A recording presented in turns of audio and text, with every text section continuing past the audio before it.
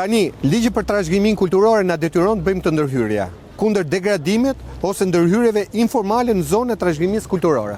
Thash, po lexoj fjalë për fjalë çka ka thënë kryeministri. Po ju citoj ligjin e trashëgimisë kulturore. E para, ligji i trashëgimisë kulturore, i cili ka një ministri, Ministria e Kulturës. E para nuk ka të agrin të prishi. Nuk ka do ka konservim, restaurim.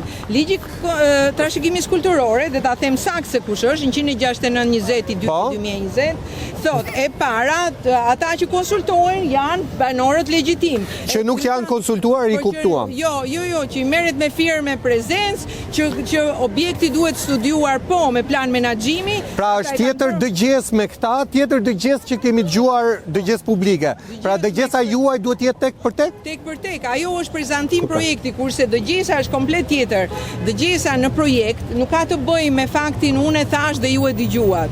Në dëgjesa në projekt që caktohet pikërisht në këtë ligj të trashëgimisë, që unë mund të ta nxjerr, i ka shumë në mënyrë eksplicite mënyrën se si kooperohet, madje edhe se si bashkia atë punë që po përpiqet të bëj tani duhet ta kishte bërë me kohë. Me këta banor ti thoshte unë do t'ju shpostoj dhe me çfarë kushti do t'ju shpostoj. Tani bashkia është e vërtet që ka krijuar këtë grup multidisiplinar? Grupi multidisiplinar, po themi, i bashkisë është prapë në teri formativ. Edhe e di pse themi që është në teri formativ, sepse ata i marrin të dhënat duke bërë vizita të panjoftuara, duke në përshtypjen e të gjithë banorëve këtu, ju do t'i pyesni, nuk vinë për banesat tona, po vinë për banesat që do vazhdoj projekti. Pra këta e marrin fakt të kryer faktin që shtëpia tona do të prishe. Ose në të paktën nuk është dhënë asgjë transparente. Ne jemi një grup që nuk konsiderohet. Ai ministri i kulturës a doli foli në parlament. Sa kemi ngritur nuk ardhë.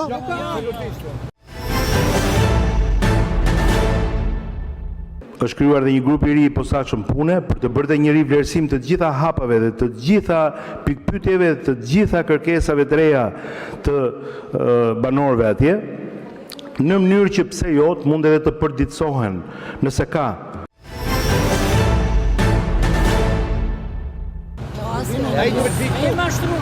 Po kur erdhi, kush doli që bëri një xhiro ministria, kush doli apo kryetari i bashkisë? Dalin gjithmonë dhe nuk e di pse i kanë frikë banorët, ose banorët i marrin individualisht. Pra dalin edhe nuk flasin. Dalin dhe nuk njoftojnë, sepse normalisht ky grup duhet thirret në tavolinë tëri, duhet thirrur i tëri dhe duhet të parashtrojë. Kanë filluar në takimin që në fillim kryetari kryeministri tha, VKM-ja nuk luan, projekti nuk luan. Ndërkohë që po bie pikërisht në atë pozicion, VKM-ja luan sepse po ofron çmime më të larta. Pra ai duhet të shfuqizojë VKM-n 477 që ka shpronsuar të gjithë ta njerëz për prishje dhe të japi një VKM tjetër me që ofron. Pra me këtë VKM është e kotë që jemi e kotë, nëse ai nuk e bën këtë shpronsim, të gjitha janë fjalë në erë.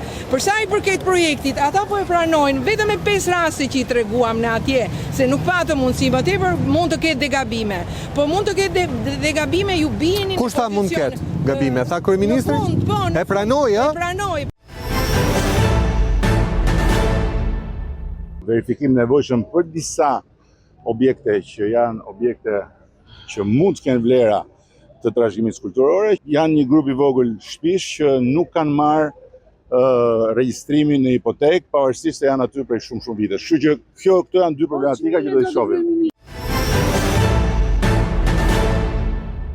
Por ndërkohë ata kanë në fuqi VKM-t e prishjes. Dhe aty vetëm drejtësi nuk ka pasur në këtë proces.